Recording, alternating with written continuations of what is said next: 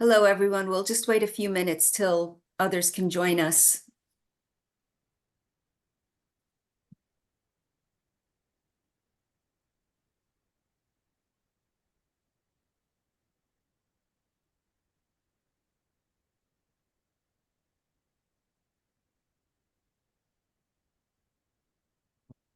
Okay, great. I think the participant number has stopped increasing and we've got 78 participants, which is awesome.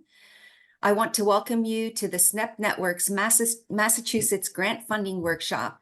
My name is Martha Shields and I direct the New England Environmental Finance Center. The NEEFC is the entity that leads the SNEP network, which is the host of this webinar. With the unprecedented funding available for climate change and infrastructure, we thought it was important to repeat this workshop for the second year with the updated opportunities in Massachusetts. Our goal for this workshop is to provide a look at the funding opportunities to advance your project implementation goals. In this workshop, we brought together funding representatives from Massachusetts, as well as some regional and regional and federal funding programs. Together, we will be discussing funding that represents over $275 million focused on water quality and climate resilience, which is quite unprecedented, I think. After you hear from individual funders, you will have the opportunity to go into different Zoom rooms to meet and speak directly with them and ask any questions you may have. Before we begin the webinar, though, I'd like to take a minute to review a few Zoom logistics. I think we all know these, but it's worth repeating. At any point during the webinar, you may enter your questions into the Q&A box on the Zoom control panel. We will also have a Q&A session at the end of the funding presentations where some of those questions may be answered if they're not already answered while the webinar is going on. We will have closed captioning available for today's webinar, and to access that, you'll need to click on the closed captioning icon in your Zoom control panel as shown on the slide. We are recording the funding webinar presentation during the webinar portion of the workshop, but not in the breakout rooms. We will be providing you a link to the recording in our follow-up email. And now just a little about the program overview. This webinar, like I said, is organized by the SNEP network, which is led by the New England Environmental Finance Center. Our mission is to build local capacity by providing no-cost training, webinars, and technical assistance to communities in the Southeast New England program region, also known as SNEP. The SNEP network is a collaborative group in the SNEP program of technical assistance providers that have expertise in stormwater management, water quality habitat restoration, low impact development, watershed scale conservation and restoration, and financing, which is a critical service of the SNEP network. We provide this so that communities can advance all the work that they put into the planning and move it into the implementation phase. Communities in the SNEP region can request free technical assistance and learn more about the SNEP network. If you want to learn more about the SNEP network, please go to the website. That's linked in the slide. And now it is my pleasure to introduce the Chief of the Surface Water Protection Branch of the Water Division at US EPA's New England Regional Office in Boston, Mel Cote. Mel will provide us with opening remarks for today's workshop. Take it away, Mel. Great, thank you, Martha, and good morning, everyone. As Martha said, my name is Mel Cote. I'm the Chief of the Surface Water Protection Branch at EPA Region 1. I've worked on ocean, coastal, and watershed management since I started with EPA in 1990, and I've served as the chair of the Southeast New England Program, or SNEP, steering committee since 2015. Welcome to the second of two SNEP network funding workshops at which we'll provide information on a wide variety of EPA, state, and other federal grant and technical assistance programs that support water quality and habitat restoration and protection in the SNEP region. Today's workshop will focus on these opportunities in Massachusetts, and yesterday we focused on Rhode Island.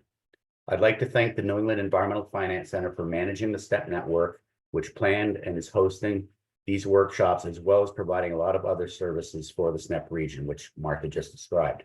I also want to thank the EPA SNEP team members who helped organize or are presenting at the 2 workshops. Next slide.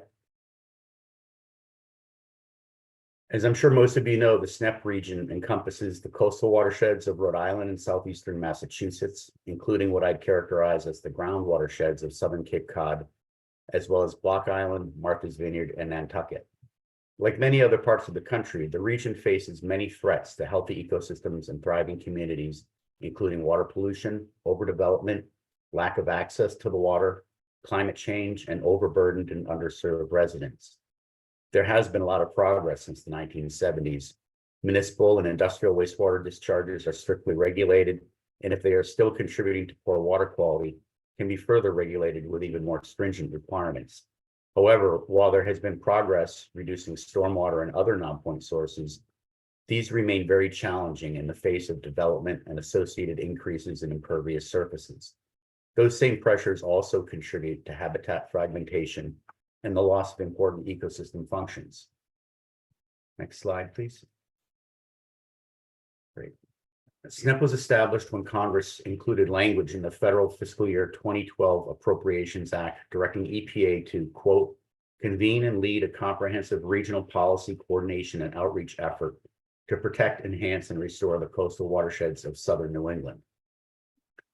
Recognizing there already were several programs and plans focused on subregions of the SNEP region, including the Narragansett Bay and Buzzards Bay National Estuary programs with their comprehensive conservation and management plans, and the Cape Cod Commission and Mass DEP with the Cape Cod 208 area-wide water quality management plan, EPA saw this as an opportunity to build on those efforts by providing financial and technical assistance and coordinating and integrating their ongoing work through its own strategic plan and vision.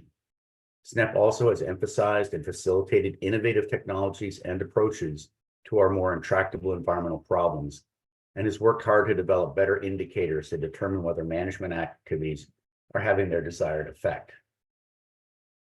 Next slide, please. Yeah. Base program funding has increased from an initial appropriation of $2 million in FY federal fiscal year 14 to $7 million in FY24. And like the other EPA geographic programs, SNEP has benefited from the influx of bipartisan infrastructure law funding, $15 million over 5 years, or $3 million per year from FY22 through FY26. And by the way, at the end of this month, we'll be exactly 1/2 of the way through the 5-year time frame for bill funding, although projects funded in the last 2 years will obviously continue on past FY26. This increased funding has enabled SNEP to expand its programming, and along with increases in other federal and state funding, provides an unprecedented opportunity to enhance and accelerate our collective efforts to restore and protect these critical ecosystems. The current federal administration also has placed a significant emphasis on targeting these additional resources to building resiliency against the impacts of climate change and assisting overburdened and underserved communities. While EPA and SNEP annual appropriations are subject to change from year to year, you can see from the bar chart that the program has seen a gradual increase in funding since FY14, and we certainly hope it will continue to be at least level funded at the $7 million level into the future. And this only applies to SNEP base appropriations. Bill funding levels are set through FY26.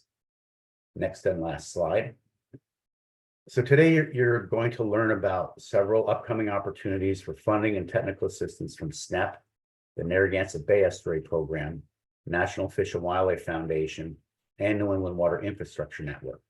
We also have several presentations on funding and technical assistance programs administered by the Massachusetts Executive Office of Energy and Environmental Affairs, Department of Environmental Protection, Office of Coastal Zone Management, and Division of Ecological Restoration.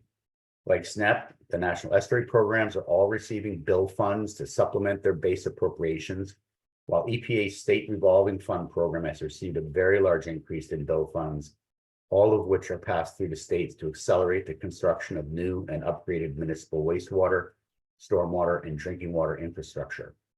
The New England Water Infrastructure Network, which also is administered by the New England Environmental Finance Center, was established with EPA funding specifically to help communities gain access to bill funding for a wide range of water infrastructure needs.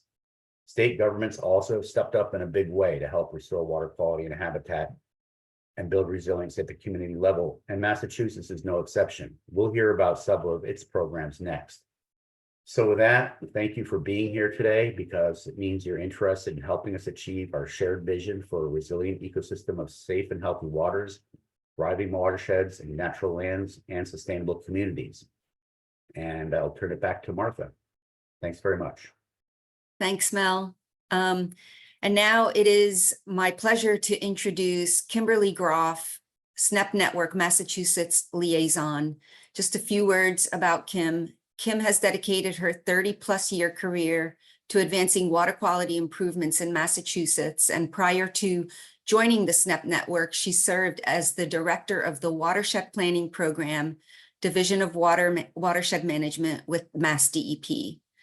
There, she managed water policy development, surface water quality standards, ambient surface water monitoring, water quality assessment, development of TMDLs, and the development of watershed plans.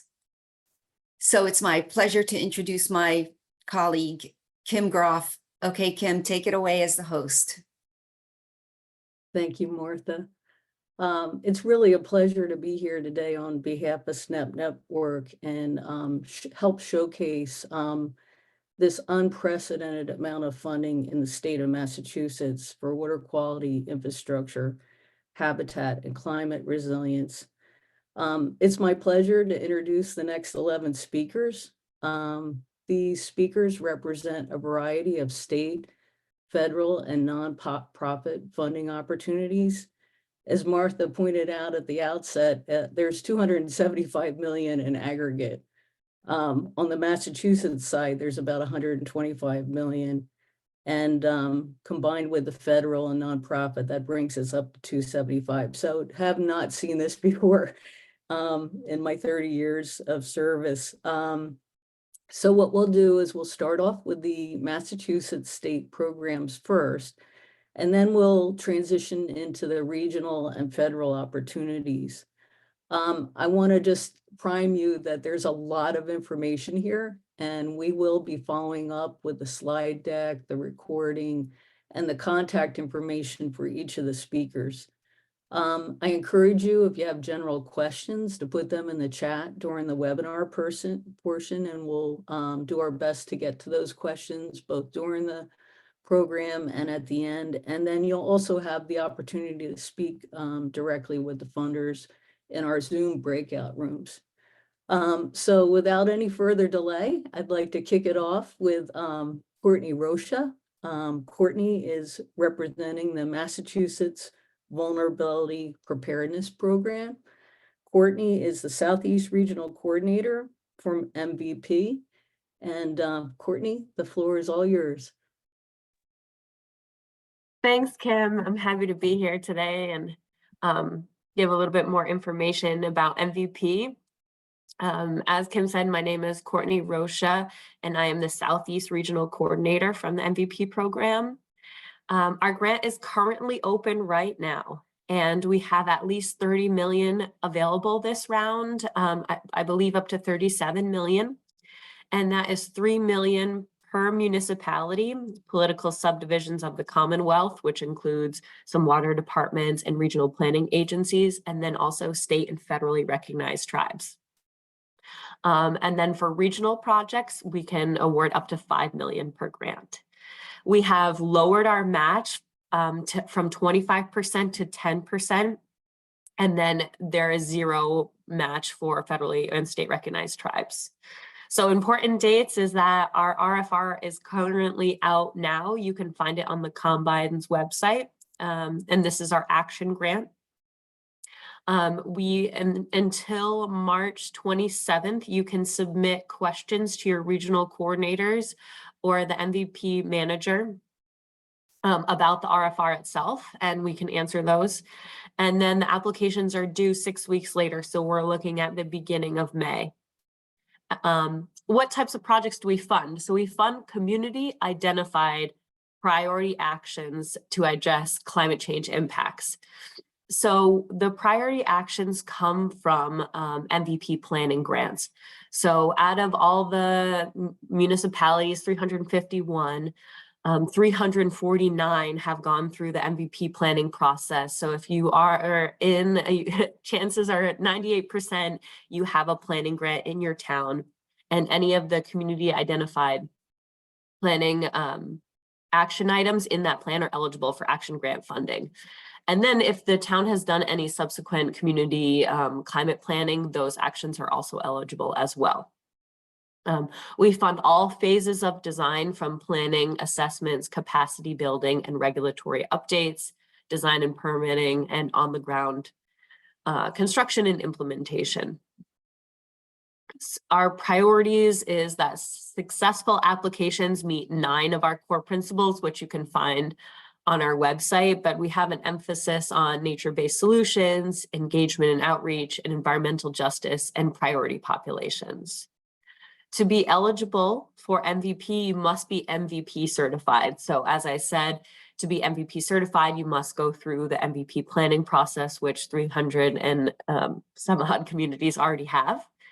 If your plan is up to 5 years old, which means that you completed your plan in 2017 or 2018, you'll need to apply to MVP 2.0 in the fall of 2024 to re-up your planning process. And if you have more questions about MVP 2.0, please reach out to myself or your regional coordinator. And successful and competitive projects have multiple partnerships. They're working with different vendors, community organizations, and community liaisons. They have thoughtful outreach and education that utilize climate data and science, and they support building capacity in the community. So how can these grant funds be used beyond the period of performance of the grant? And that's it. I'll hand it off to the next presenter. Thank you so much for having me here today. Thank you, Courtney. The MVP, a number of our communities in Massachusetts have really benefited from this program and successfully applied and received funding. So I encourage you to reach out to Courtney in the Zoom room if you have more questions. Next up is Judith Rondeau. Judith will be covering 3 programs offered by the Watershed Planning Program at Mass DEP. Judith is a non-point source watershed specialist and outreach coordinator, and she'll be speaking about 319, 604B, and the Massachusetts MS4 Technical Assistance Program. So Judith, I'll turn it over to you. Welcome. Thank you, Kim. And good morning, everyone. As Kim said, I'm Judy Rondeau. I am the NPS Outreach Coordinator with the Watershed Planning Program. 2 of the grants, the 604B and the 319, are offered through the Watershed Planning Program. The 3rd grant I'm just going to discuss very, very briefly. That's actually offered through our stormwater program. So I'll start with the 604B Water Quality Management Planning Grant. So this grant is funded through Section 604B of the Clean Water Act. So it's a federal grant. It's not a state grant. And funds are associated with projects that conduct water quality management planning, of course. Program priorities include all aspects of planning that will lead to the development of implementation projects. So this includes the characterization of water quality in impaired or threatened waters, quantification of pollutant loads, load reductions that are required to meet mass water quality standards, and of course, the identification of solutions. This year and going forward, we'll be looking for projects that address climate change and that incorporate and demonstrate climate resiliency in their designs.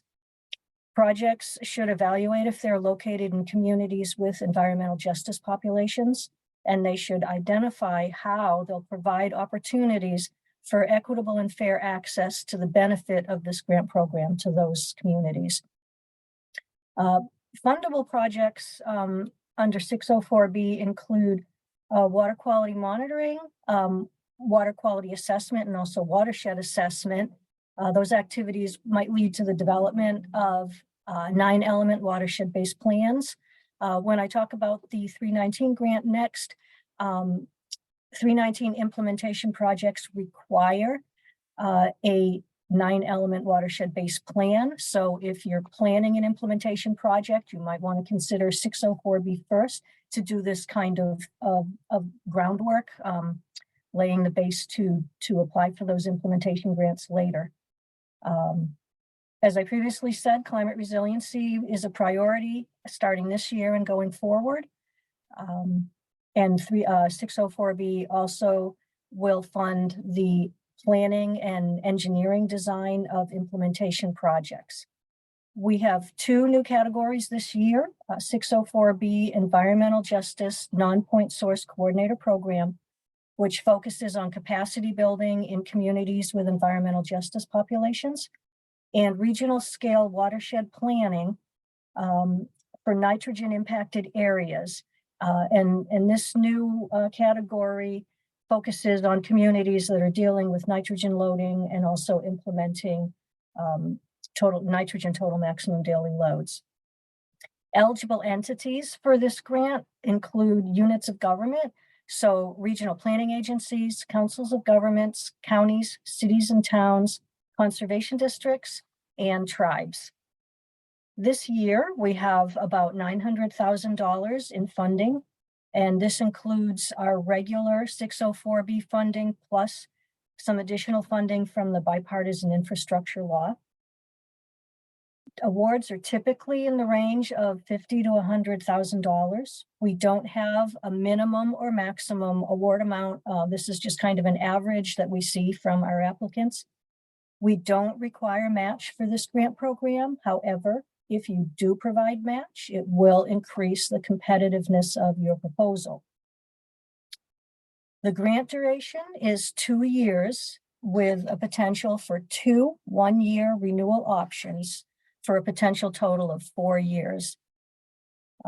We held a pre-RFP informational meeting in January.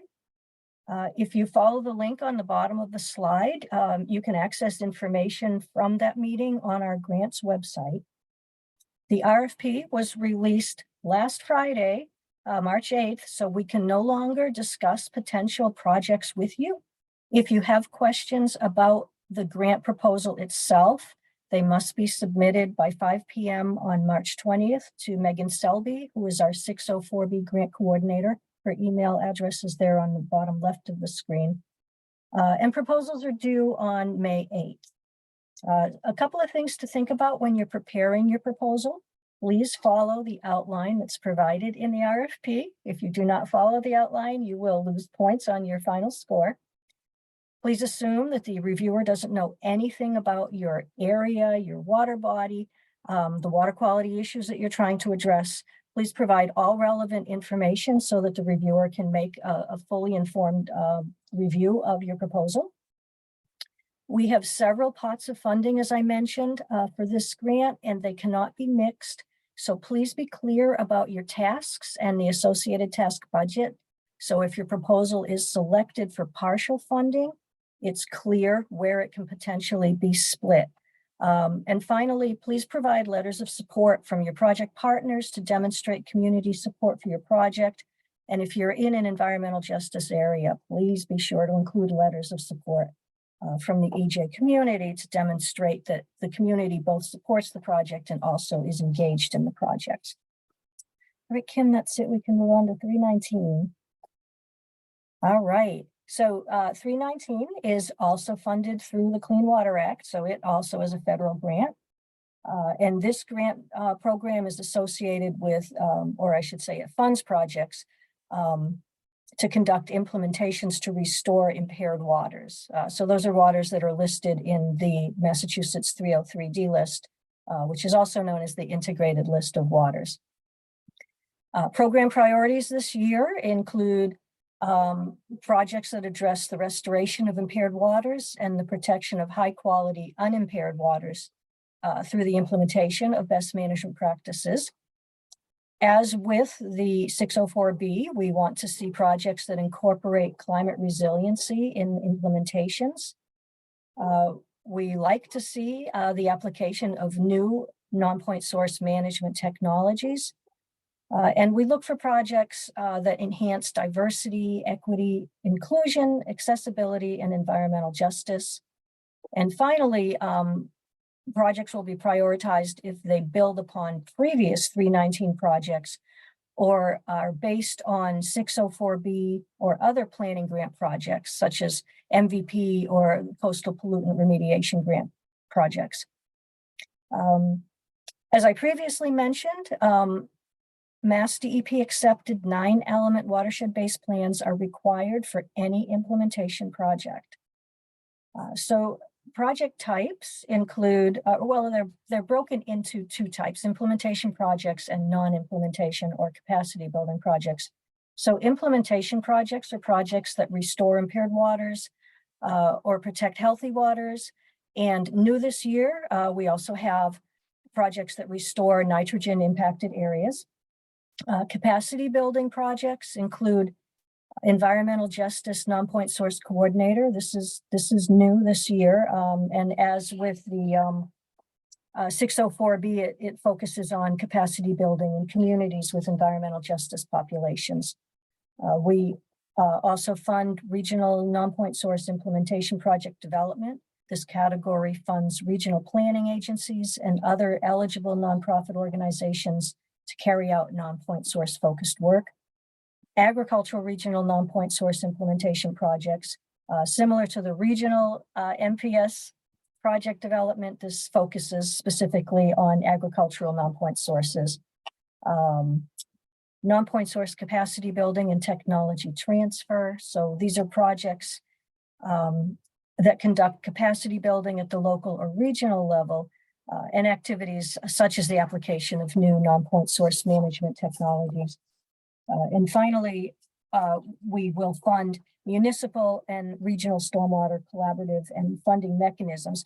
So this is a category that provides funds to evaluate the development of a stormwater utility. We won't fund existing stormwater utilities, but all the groundwork that goes into evaluating whether or not you can develop a stormwater utility in your community.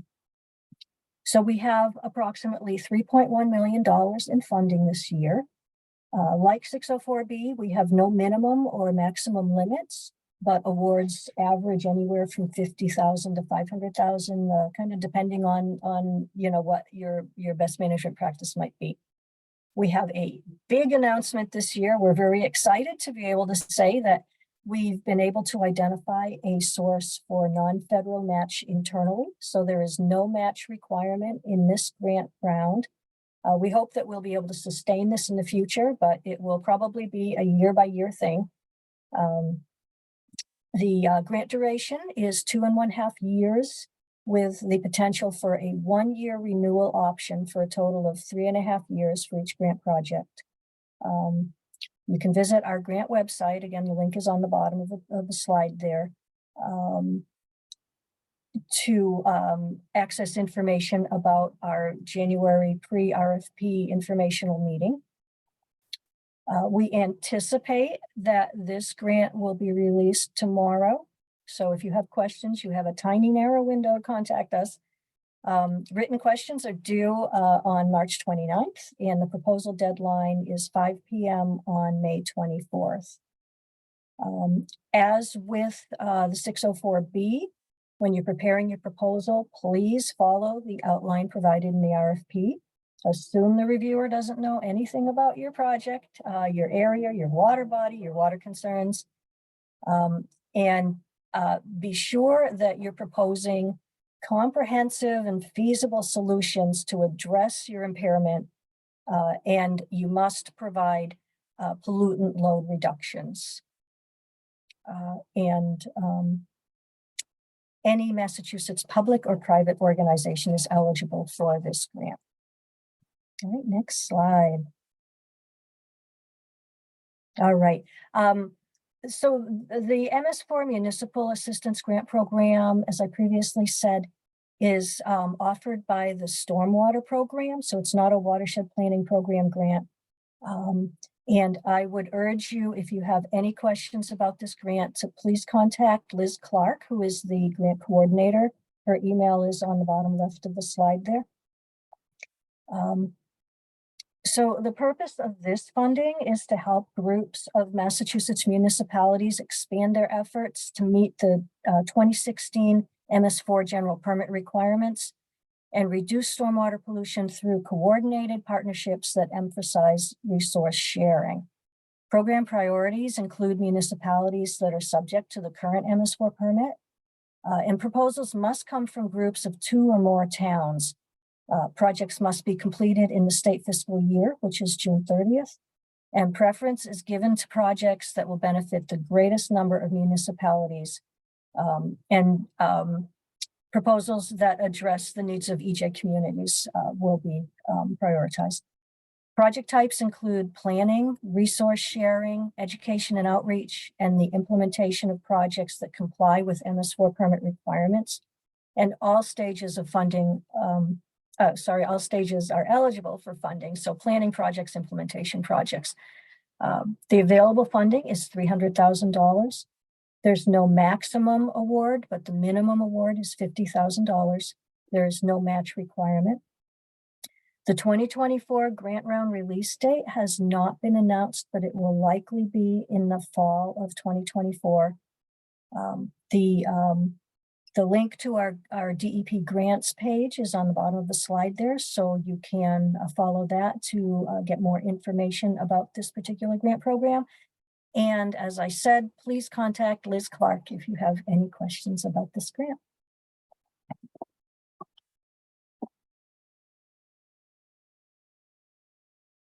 And that's Thank it you, for me, Judy. Kim. Thank you. Thank you, Judy.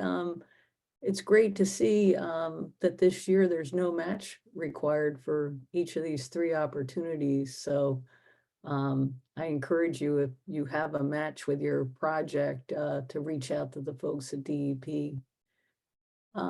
We'd like to transition now to the Clean Water SRF program. I'm pleased to introduce Robin McNamara. She's the Deputy Director for the Division of Municipal Services, and she will be speaking about the Clean Water SRF at DEP. Robin? Thank you so much, Kim. I appreciate the introduction. I'm so happy to be here this morning. I'd like to give you a little overview of the State Revolving Fund program before I jump right into the clean water aspects of it. So Mass DEP and the Massachusetts Clean Water Trust jointly administer the Clean Water and Drinking Water State Revolving Funds to finance water infrastructure projects. State revolving funds assist communities in complying with the Clean Water and Safe Drinking Water Acts. The funding for this program comes from 3 sources. We have annual capitalization grants from EPA that come to the states. We have matching funds provided by the state, and we have the repayment of loans by borrowers. To date, the trust has financed $8.25 billion in loans for nearly 300 communities. That serves 97% of the Commonwealth's population. Over $312 million has been provided in loan forgiveness to disadvantaged communities. And for the Clean Water SRF program, eligible borrowers are municipalities or community wastewater utilities. The advantages of utilizing the SRF program over going out to the municipal bond market is that there's a fixed low interest rate. Loans with a 20-year term have an interest rate of 2%. Loans with a term of over 20 years generally have an interest rate of 2.4%. And certain projects qualify for a reduced or 0% interest rate loan. Interim loans, otherwise known as construction loans, are offered with no fees or interest, and these loans allow for one-stop financing through the trust. There is a flexible repayment term that loans may be financed up to 30 years with a useful life certificate on the facility. More about the disadvantaged communities' additional subsidy, otherwise known as loan forgiveness. The trust uses a percentage of the annual federal grant and state matching funding for loan forgiveness to disadvantaged communities which is based upon an annual affordability calculation. This calculation takes into account income, unemployment rate, and population changes of the community.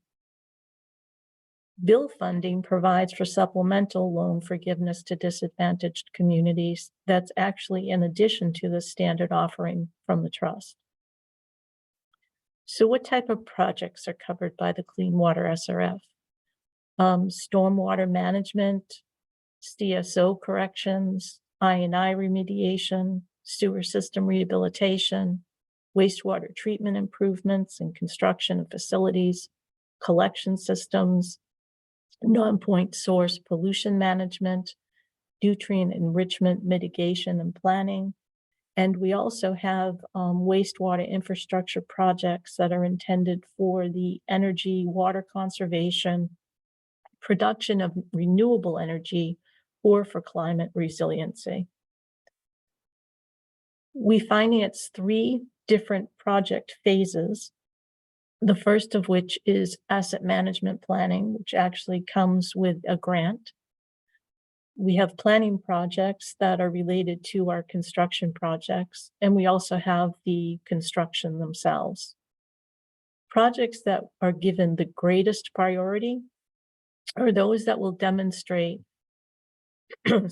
demonstrate water quality benefits, eliminate or mitigate risk to public health, and achieve or maintain compliance with, permanent water pollution controls. Each spring, we have a project solicitation, and it's issued approximately mid-May, and it's due in approximately mid-August. We meet with several of our colleagues in the regions and review and rank these projects using a 5-tier system. The tier system helps us to allow for transparency in the rating criteria, and it also makes it possible to evaluate similar projects consistently. In addition to that, it expedites the review and the evaluation process. So if your proposal is selected for financing, we then have it published in the intended use plan, which is issued in the early months of the following year. I've just gotten the signal that I'm running out of time, so I will look forward to meeting many of you in the breakout rooms, and thank you so much for your attention. Thank you, Robin. I'm really excited to see how the communities are able to tap into this needed funding, and particularly the traditionally underserved communities. So thank you. And I encourage you to reach out to Robin in the Zoom breakout room. The next speaker is actually going to introduce a relatively new program called the New England Water Infrastructure Network Technical Assistance Program, offered through the New England Environmental Finance Center. It's really a great complement with the program that Robin just talked about with the Clean Water SRF, in that this program is specifically designed to help communities figure out how to navigate the bipartisan infrastructure bill and access this funding. So I'm pleased to introduce Laura Collins, Program Manager for the New England Water Infrastructure Network Technical Assistance Program. Laura, it's all yours. Thank you, Kim. Hello, everyone. As Kim said, my name is Laura Collins. I am a program manager here at the New England Environmental Finance Center, and I manage the New England Water Infrastructure Network, which we call NEWIN, which is our newest program at NEFC, and it launched, we're just closing out its first year, and it's a 5-year technical assistance program aimed at helping communities access bipartisan infrastructure law funding for drinking water, wastewater, and non-point source pollution needs. So this is a little bit of a unique in this webinar because we're not funders, but we offer free technical assistance to support the work of some of these funders. So the work of specifically Mass DEP and the Massachusetts Clean Water Trust, who manage the drinking water and clean water SRF programs. We really, as Kim said, we focus on helping communities access SRF funding, but we also assist helping communities identify other sources of funding as well. We have a network of 5 core partners who work across New England and help us provide our free technical, financial, and managerial assistance services to any SRF eligible system. So Massachusetts, that is, those are municipalities and community wastewater utilities, as Robin said. And the types of projects that we support basically range from, the traditional water infrastructure projects like the pumps and the pipes to green infrastructure projects and project planning and financing, basically all of those categories that Robin mentioned in her previous slide. Our assistance basically runs the gamut in terms of, we provide support from initial project planning phases all the way up, through construction and project implementation. And we work in every state in New England. So we have a few examples of the types of projects that we're working on here. We prioritize working with disadvantaged communities, so those communities that meet state, so either Massachusetts' disadvantaged criteria or federal disadvantaged criteria, systems you haven't previously accessed the SRF program, and any systems with pressing or urgent water challenges.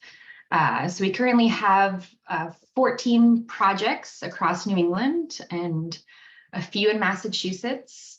The example I have on the slide here about the supporting the financial capacity for a CSO long-term control plan is in a small community in Massachusetts.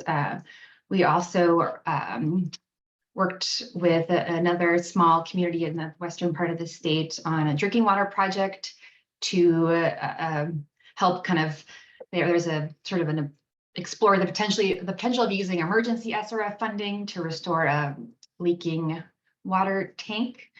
And now we're helping them with sort of the application process. And we are in the early phases of working with a small coastal historic town in Massachusetts on enhancing their resilience, the resilience of their stormwater and wastewater systems. So just a few examples of the types of work that we provide. Again, our program is really aimed to kind of augment the great work of Mass DEP and the Massachusetts Clean Water Trust, and to really help communities across New England and in Massachusetts get their share of bipartisan infrastructure law funding. So I look forward to answering any of your questions in the breakout groups later. Thank you. Thank you, Laura, and thank you, Robin. These 2 programs really offer a powerful opportunity to communities to advance their infrastructure projects. So thank you both for participating. We're going to shift gears a little bit away from infrastructure now into habitat restoration and ecological restoration. We have 2 speakers from the Mass Department of Ecological Restoration showcasing a couple of their programs. They offer a wide variety of practice type approaches to restoring habitat. Our first up is Allison Perlman. She is a Restoration Partnership Program Manager with the Restoration Partnerships Program. And Allison, I'm happy to turn the floor over to you. Great, thank you, Kim. Hi, everyone. As Kim mentioned, I'm Allison Perlman. I'm the Restoration Partnership Program Manager within DER. Thank you all for joining us today. It's great to see so many people interested, and I know it's challenging to navigate some of these funding opportunities, so it's great to have you join us.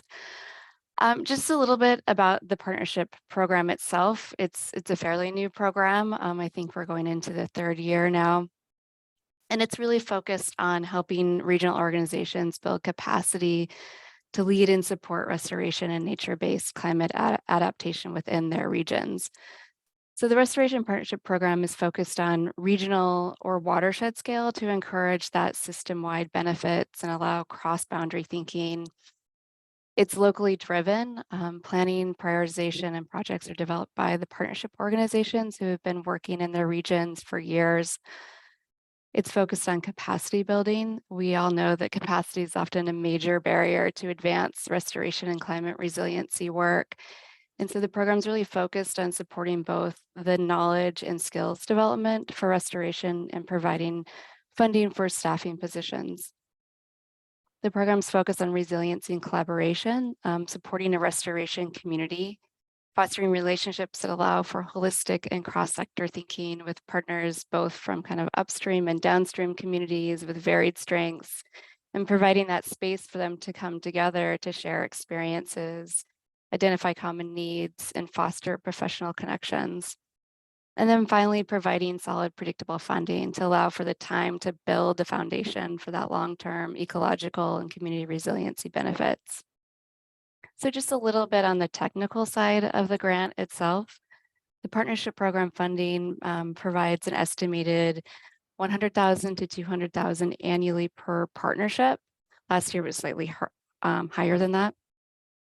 The partnership term is 3 to 5 years, and match is not required this year.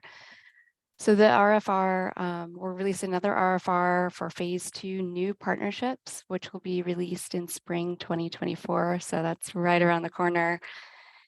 And just kind of a little clarification. So on project types, I really want to kind of highlight that our program is really focused on capacity building and also projects. And so early partnerships often utilize a majority of the funding for staffing positions, collaboration work and planning, and then some of the funding goes towards kickstarting projects to kind of get them grant ready. So these projects are focused on aquatic habitat restoration and include dam removals, culvert replacements, wetland restoration, both freshwater and coastal, urban river revitalization, retired cranberry bog restoration, and floodplain restoration. As I mentioned, the next RFR will be going out this spring.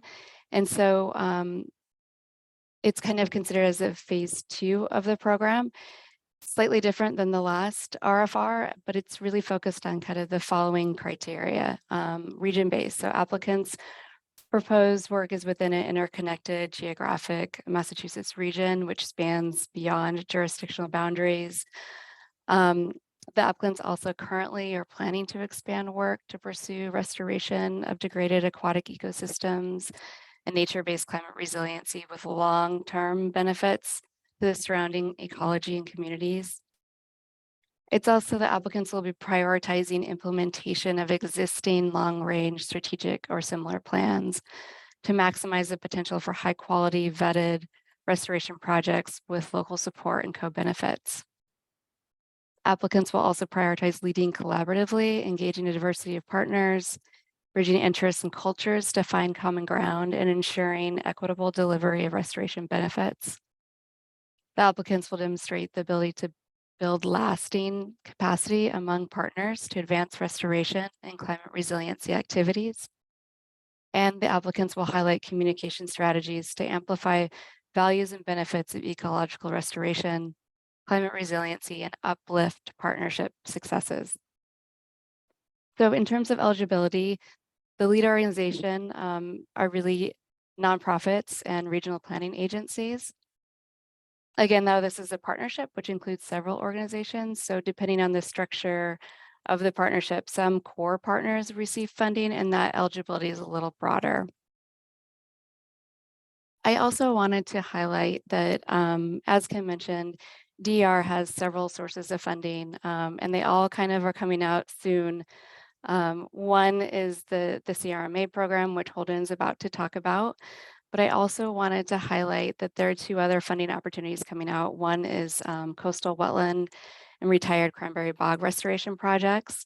And the notice of funding opportunity will be out shortly. So that's really project focused. And then the priority projects funding, which the RFR is likely to come out this summer. So that's a lot of information. But if you have any additional questions, please join Holden and I in our breakout session later. Thanks. Thank you, Allison. Yeah, so I encourage you to reach out to Allison and Holden and also visit their webpage. There's a lot of great information there. So next up is Holden Sparcino, from a stream continuity manager with Department of Ecological Restoration, and he's going to be talking about funding for culvert replacement, which I know a lot of our communities are struggling with in the region. So Holden, I'll turn it over to you. Thanks, Kim. I'm just going to drop some information in the chat for some direct links that you can use. So my name is Holden Sparacino. I'm the Stream Continuity Program Manager with DER. And as mentioned, I'll be talking about the culvert replacement grant opportunity. I will say that the application just launched yesterday afternoon, so it still has that new grant smell. It's so new that we're updating our website currently. So if some of the text still says the RFR will launch in the coming weeks, that's just because we haven't updated the website yet. I expect it'll be fully updated this afternoon. So as the grant opportunity is now live, I want to just highlight that due to state procurement law, I'm not able to answer questions about particular projects, but I will try to provide general information about the grant opportunity.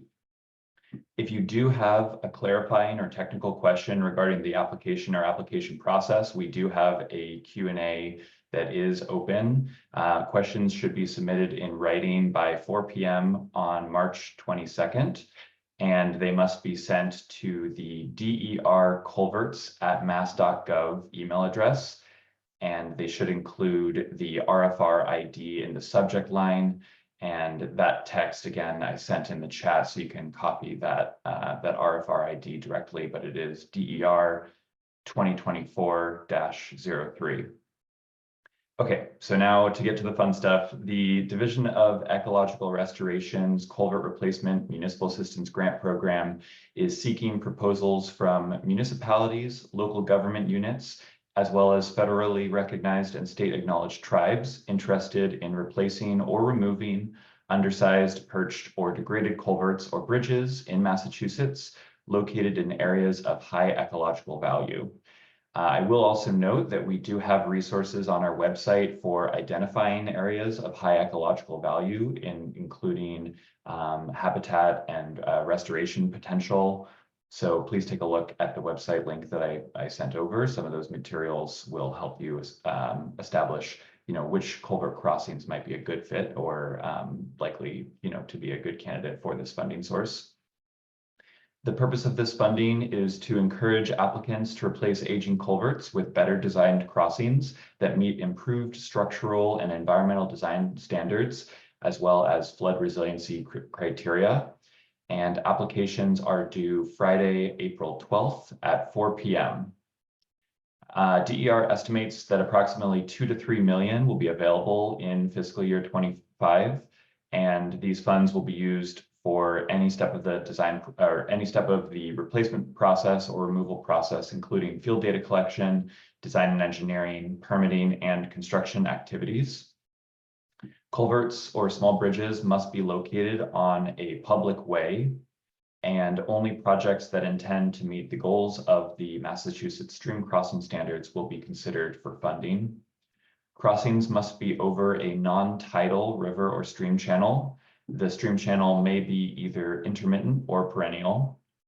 And as I mentioned, the application is now live and the materials have been posted to Combis, and that link is both on the slide as well as in the chat. As I mentioned, applications are due Friday, April 12th, and questions are due March 22nd. And please visit DER's website for additional resources, including our recently updated frequently asked questions, the tools, as I mentioned, such as the one to identify areas of high ecological value. And those can all be found on DER's website that is again linked in the chat. I think that is it from me, and thanks everyone for joining. Really excited to hear about all the different opportunities. Thanks, Holden. And thank you, Allison, as well.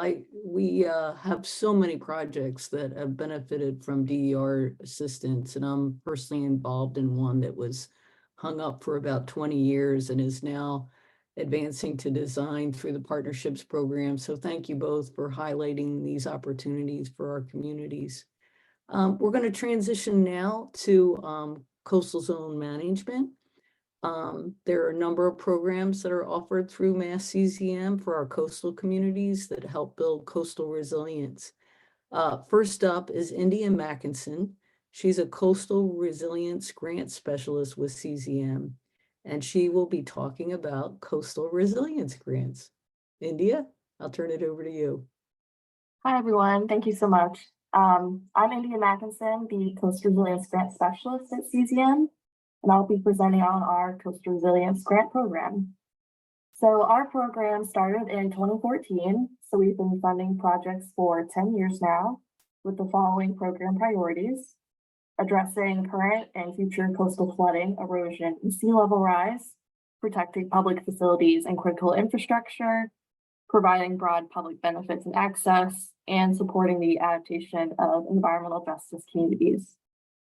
So to address these goals, which again are focused on resilience to coastal hazards, we have 5 eligible project categories. Projects can focus on one or more of these in their application. First is detailed vulnerability and risk assessments. These projects build off planning priorities, such as those established during MVP, to map and evaluate vulnerable public facilities. These projects use the best available climate science and consider multiple planning horizons. Next is public outreach, which helps communities better understand the risks ahead of them and empowers them with this knowledge to make their community more resilient. We also have proactive planning, which changes policies and implements processes that helps the community more holistically prepare for climate change, such as stricter building codes in the floodplain or planning phase managed retreat. We also have redesigns and retrofits, which are more construction focused and helps vulnerable public facilities to adapt or retreat from hazards. And finally, we have shoreline restoration, which is also construction focused. Here we focus on using nature-based solutions to stabilize shorelines on both the beach and the bayside, which can have erosion and flooding control benefits. So we are able to support projects through multiple phases, including planning, design, permitting, construction, and monitoring. Typically, we fund only 1 or 2 of these phases at a time due to the time constraint of the grant, which is only about 9 months from the contract award to the end of the fiscal year, which that would be the hard deadline for grant activities. We have had some projects come in through multiple grant rounds to do all these phases with us, but communities can also come in at any phase as long as they have the proper documentation for previous phases, such as permitting to come in for a construction application. But overall, what makes applications competitive is proposing a project that can be completed within the grant timeline, even if it is just one of those phases. So to go over some more details for this year, our grant is eligible for Massachusetts coastal cities and towns, nonprofits with vulnerable coastal property that is open and accessible to the public, and federally recognized and state acknowledged tribes. For fiscal year 25, our request for responses come out in April this year. So for this round, we have about $4 million of funding available with a project cap of $2 million. We haven't had match the past couple of years. We are bringing it back with some caveats. Match will be waived for tribes and projects that directly involve environmental justice communities. But match will be required for construction implementation projects at 25% of the total project cost. For all the other project categories I mentioned, that 25 match is encouraged, but not required. This year, we also are encouraging a few project themes, which are regional partnerships, adapting critical facilities, and environmental justice. For all applicants, but especially for those focused on regional partnerships and EJ, strong letters of support are really essential for a competitive application. So CCM will be available until the RFR is released to get feedback on your applications, which again, we expect next month in April. You can email me or your CZM regional coordinator to set up a meeting anytime. And even if you're not ready for this round, we're available throughout the year to help build those applications because this is an annual opportunity. And that's it. Thank you so much. Thank you, India. That's a really interesting opportunity, and it's nice that the match is waived for the tribes and projects for environmental justice communities. Next up is Kathleen Mason, also with the Office of Coastal Zone Management. Kathleen's a coastal habitat and water quality specialist, and she will be talking about opportunities to improve habitat and water quality. Kathleen, take it away. Thanks, Kim. So I'm Kathleen Mason. I'll be presenting on the Coastal Habitat and Water Quality Grant opportunity for fiscal year 25. And we're expecting a spring release date. And so the Coastal Habitat and Water Quality Grant provides financial resources for projects within the coastal watershed that will improve or protect water quality and habitat through a variety of different ways, which I'll talk about in our project types. And more specifically, we strive towards some program goals of remediation of impaired water bodies, reduction or elimination of instances of beach closures, the implementation of green stormwater infrastructure, and comprehensive restoration to protect and improve the function of our coastal habitats. Municipalities within the Massachusetts coastal watershed are eligible to apply, and then federally recognized and state acknowledged tribes, nonprofits, regional planning agencies, and stormwater collaboratives are eligible for application as long as they're in partnership with a coastal municipality. And you can find a map of the municipalities within the coastal watershed on our website if you're not sure if your community is within that.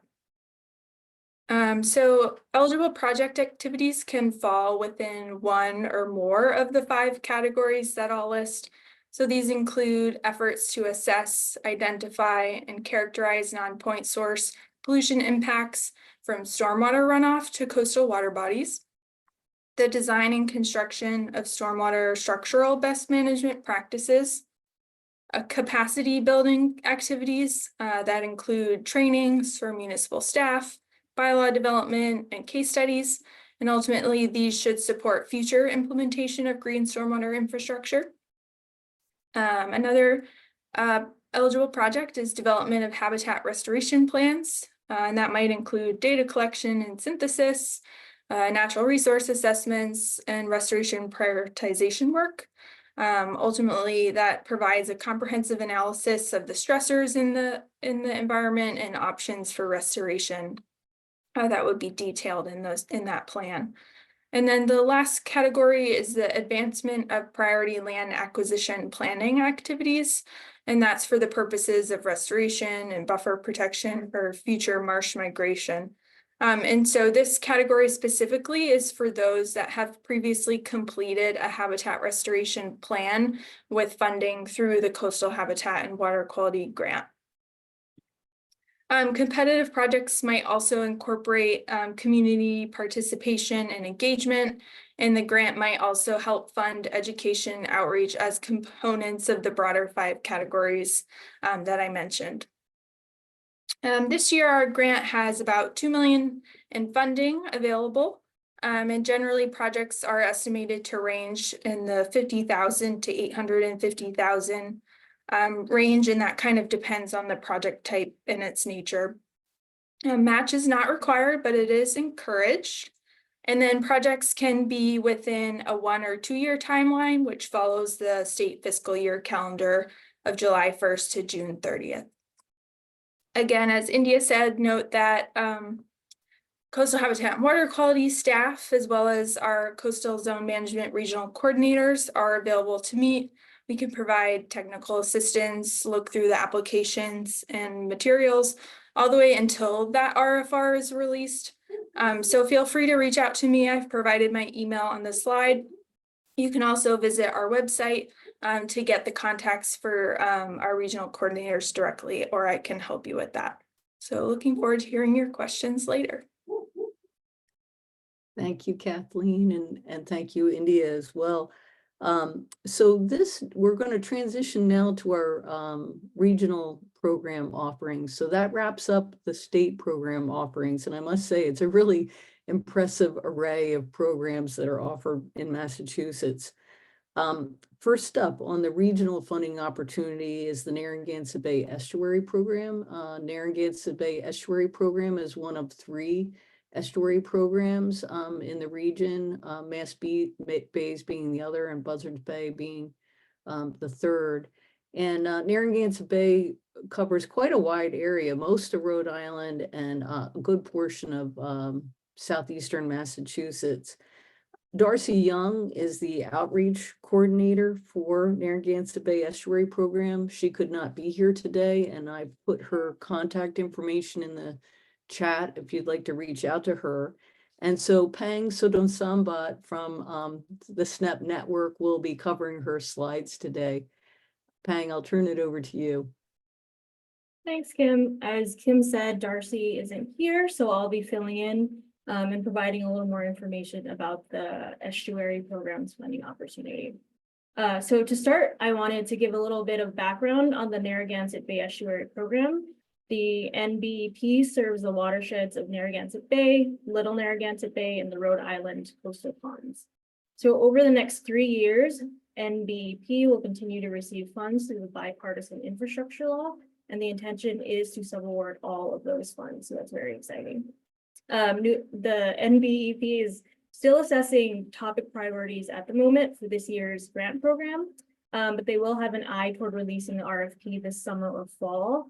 And in general, they fund projects that are consistent with their comprehensive conservation and management plan, which is a list of priorities for improving water quality, wildlife habitat, and public access to natural resources in their estuaries and their watersheds.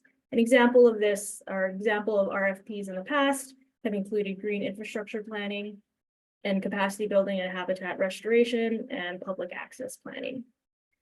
So projects must take place within the Narragansett Bay watershed area. If you aren't sure if your project is eligible, please refer to the interactive map on their website or reach out directly to the NBEP staff for guidance. The NBEP specializes in providing flexible funding for pre-construction activities from early public engagement, project selection, and capacity building up through the final designs and permits. They really work hard to streamline the application process and are always available for consultations with potential applicants about project ideas and requirements from federal funding. They also strive to be very responsive to community needs, so please let them know about your funding hurdles and they will definitely get back to you. Some details about the grant. So the funding amount is estimated to be between $450,000 and $910,000, with $900,000. With applications between $50,000 and $250,000. No match is required for this grant. The RFP is expected to be released in the summer of 2024. And to stay up to date on the RFP announcements, you can sign up to join their mailing list on the slide there. So again, if you have any questions, please contact Darcy Young. Kim has put her email in the chat. Following this webinar, you'll also receive a contact list for all the funders you hear about today. So that is all I have. Take it away, Kim. Thank you, Pang. I just have to say I've worked with Darcy, and while the grants are on the smaller size, they really can provide some gap assistance as communities are moving from project concept and site assessment into design and implementation. And we've lined up a few communities. They also, the limited match or no match and streamlined application process is really attractive. I'd like to transition now to a national program that's offered through the National Fish and Wildlife Foundation. It's the National Coastal Resilience Fund. This fund is eligible to coastal communities both in Massachusetts and Rhode Island. And I'd like to introduce Kyle Gray, who's the Chief of Staff with Thoreau Environmental, and he will be speaking about the National Coastal Resilience Fund. Kyle, take it away. Thanks so much, Kim. Good to see you and good to see everybody. Again, really great turnout in Massachusetts today. So as Kim mentioned, I will be talking about the National Coastal Resilience Fund, which is one of one of multiple funding opportunities in the National Fish and Wildlife Foundation. So this one is available across the country. So just caveat there, folks will be competing nationally, but there's $140 million available, and that's for the entire coastal US. It's not just shoreline. We are thinking about coastal watersheds. And there's a mapper available online that you can use to kind of pinpoint your project or the community that you're working in and figure out whether or not you fall within that watershed. So here I'm going to start on the right side of the screen and we'll kind of hop around a little bit. I want to begin by talking about some program priorities. So by and large, there are a few key things to know about this program. And the first is that resilience is in the name, right? So this is meant to enhance the resilience of coastal communities that are facing threats from coastal hazards. So you can demonstrate resilience benefits to your communities by identifying the specific communities that are at risk, by demonstrating critical infrastructure or assets that are at risk to coastal hazards. Really, you want to make the case that the reviewers have a good understanding of the projects that you're putting forth and how they will enhance the resilience at a community level. Of course, it's the Fish and Wildlife Foundation, so there should also be clear benefits to fish and wildlife habitat as well. And you can do that by demonstrating endangered species or acres of habitat that are being restored or protected. And the last kind of big overarching piece I want to mention here is the preference for nature-based solutions. So this program is highly focused on using nature-based or nature-mimicking solutions to advance resilience in fish and wildlife habitat. So those pieces are really the key points to this program. And on top of that, there are also various criteria that would make you more competitive, such as the ability to serve underserved communities, or the ability for project ideas or lessons learned to be transferred or shared across a region and scaled up. Also, you can think about innovative solutions here. NIFWF definitely doesn't shy away from the innovative kind of nature-based techniques. But really what they're looking for is sustainability and thinking about how the innovative nature-based solutions that we're using can create long-term impacts into the future. So I already talked about geography briefly, and we can put that link in the chat. Eligible applicants are pretty much everybody that you'd expect, and they're listed in the bottom right. No federal agencies, no foreign governments, but you can be a nonprofit or a for-profit. It can be state, local, tribal governments, or institutions of higher learning. So now we'll go to the middle here. There are 4 different categories that you can apply for, and you'll see those listed on screen. Essentially, you can think about this as a pipeline. So while NIFWF is aiming to move folks towards implementation of those nature-based solutions, you also have the opportunity to apply for planning, design, or permitting. So it's not just implementation-ready projects for this program. You can, in fact, come in at kind of the entry-level phase of capacity building planning. You can come in at the site assessment and preliminary design phase to get anywhere between 30 and 60% design. Or you can apply for final design and permitting to get up to 90% or 100% design and undergo some of those permitting conversations. If you are ready, of course, you can go after implementation and restoration. And that's the big one. So you'll see some of the funding amounts on the top left of the screen here. The planning and the design categories, those first 3, can range anywhere between 100,000 and 1 million. And there is no official minimum or maximum in this program. That's just the expected range. So that's what most applications come in at, between 100 and 1 million. For the final category, restoration and monitoring, that's the big kahuna. That's where applications tend to be anywhere between 1 and 10 million because we're talking about construction. But again, no minimum, no maximum. One piece I do want to mention is the match. So match is not required for this program, but it's strongly encouraged. And that was the change they made maybe 3 cycles ago, thinking about how match could be a real barrier for folks, especially underserved or disadvantaged communities. So I would just say, if you have the capacity to bring match to the table, you definitely should. It makes for a stronger proposal. It shows buy-in, it gets partners to the table. So it's definitely beneficial. But again, if that's difficult, there are different ways to approach that, whether it's in-kind match or something more innovative. Lastly here, a couple important dates. So the RFP is live. The link is at the bottom of the screen. Pre-proposals are due on April 10th. After that pre-proposal review period throughout May, there would be an invitation to submit a full that happens in June, with a due date for final proposals on July 2nd. And awards tend to come out later in the year around November or December. So I think that is it. I will turn it back to Kim. But again, our team at Throw Environmental, we are the field liaisons for this program. So we're more than happy to help folks build competitive proposals as they think about NCRF. Thank you, Kyle.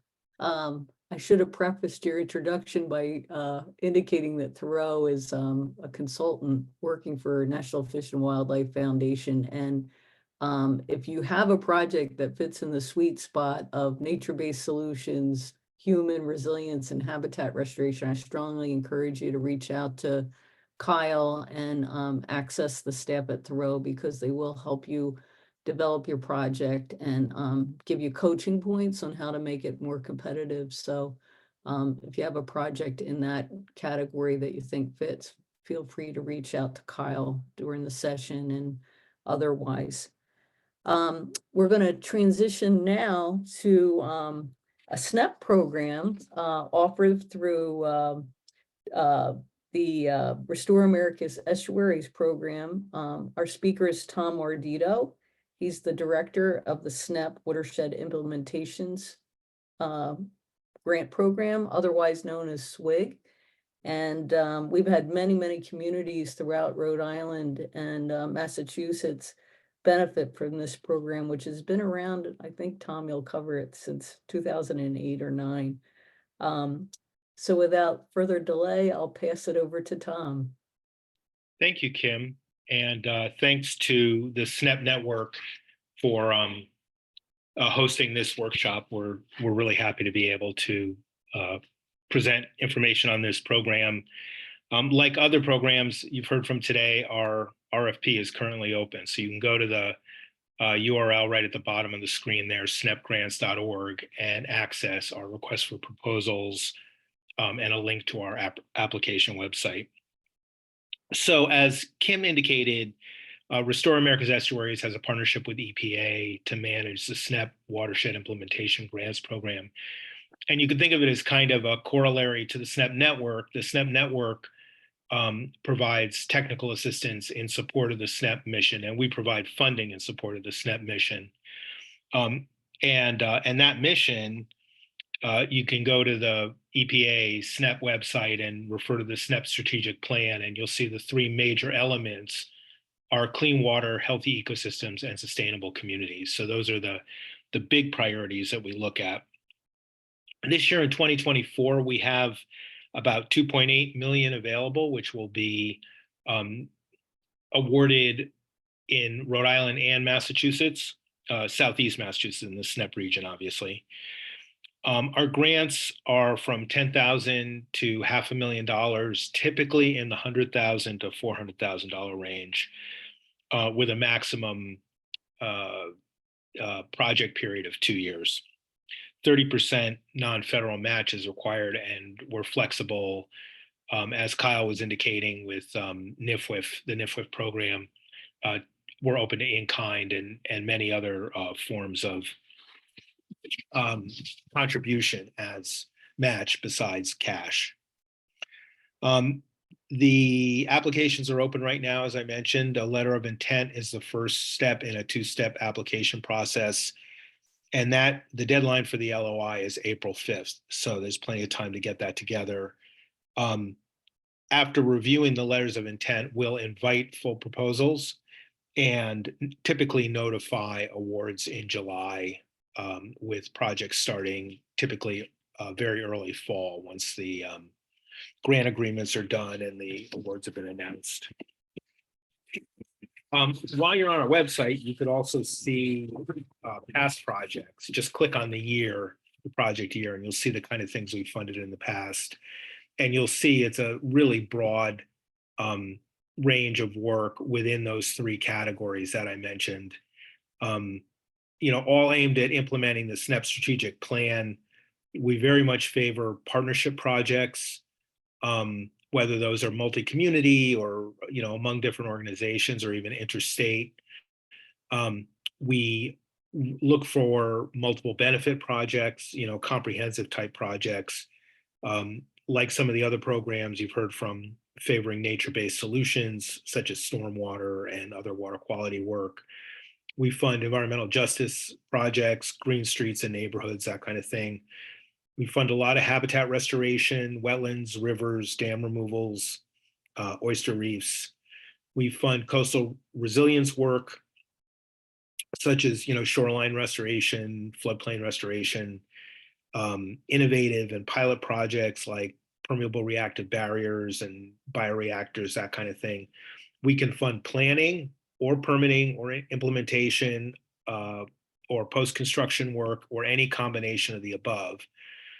So we have a lot of flexibility in that regard. And we can also fund conferences and tech transfer activities either as part of a larger grant or as a smaller standalone grant.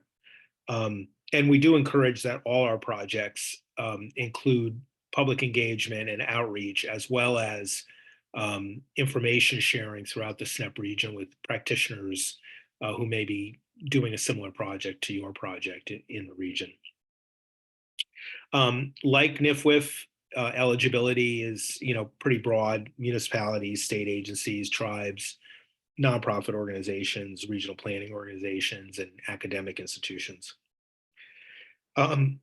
So with that, I'll just, that provides kind of a quick overview. I'm happy to answer any questions that you have in the chat room later. And again, just go to snepgrants.org where you can access the request for proposals, the application link, and also you could jump to the EPA SNEP website there and see the strategic plan and other information on the broader SNEP program. Thank you. Thanks, Tom. So it's a streamlined letter of intent and it's due April 5th. And if you have questions, feel free to join the chat room with Tom. So we're right on time. We're at our final speaker, Christina Madania. She's an outreach coordinator for the SNEP program. And Christina will be talking more broadly about the SNEP opportunities. Christina, I'll send it over to you. Thanks, Kimberly. So I'm Christina with EPA Region 1. I work in the SNEP program. So I'm talking about two opportunities that are currently open. The first one is going to be the SNEP opportunity to advance resilience. We call it SOAR for short. This is a funding opportunity. It's more of a cooperative agreement to improve and support climate resiliency in disadvantaged communities throughout the SNEP region, so all of Rhode Island and Southeast Massachusetts. And we really emphasize community involvement, being engaged in the design and implementation of these projects to look at anticipated climate change impacts, and then also addressing historic impacts of climate and social injustices. Our projects are from the planning stage, implementation, outreach, training, capacity building. This is really to fill in a gap for, we're trying to emphasize a lot of smaller, already like community-based organizations to apply for this opportunity, because we want to fill in people who or organizations who maybe haven't received funding, specifically federal funding, in the last 5 years, to get these opportunities and to put in smaller projects all the way up to bigger ones. So the funding is $1.25 million for each cycle. This is our second year funding this.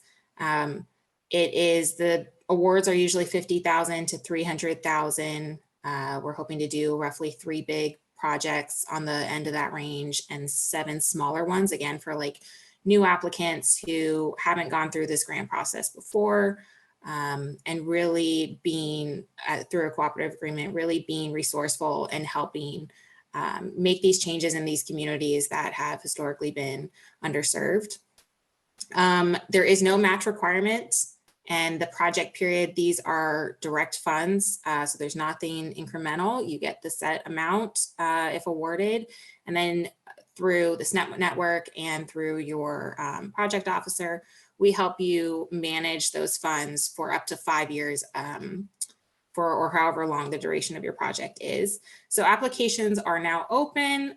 We have a webinar on the 16th. I'll give you some more information about those other important dates. The second opportunity is the SNEP Network, which is hosting this workshop.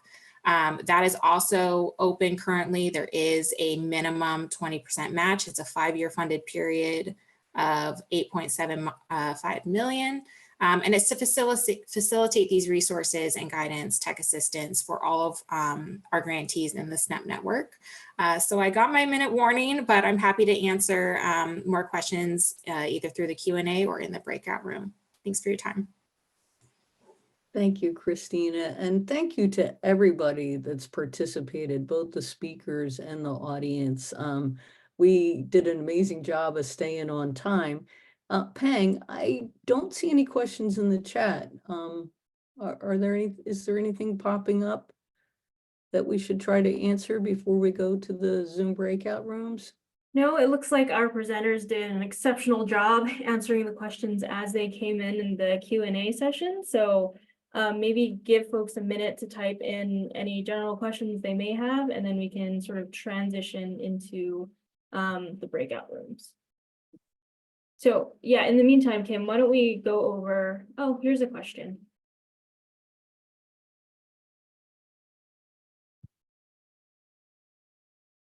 So the question is whether SOAR is only available for the SNEP region of Massachusetts. Is that the Blackstone watershed south to Narragansett Bay? So Christina, you may be the one to answer this question. Yeah, and so I just put a map in the chat for everybody, and that is kind of interactive to see where our disadvantaged communities are and what our SNEP region is. SOAR only applies to this region. And so if you're looking at a specific project, I advise you to check out that map, and then you can visually see whether or not your project falls into the region and requirements.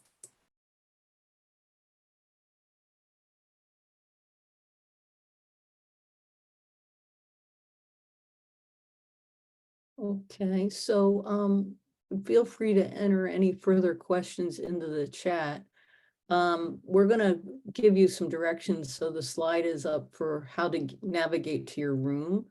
So we're gonna have 4 different meeting rooms, and there'll be links for each room that we'll put into the webinar chat. And feel free to move between meetings, rooms, just like you're in a building, only you're gonna Zoom to the room and pair up with the funding entity that you're interested in speaking with.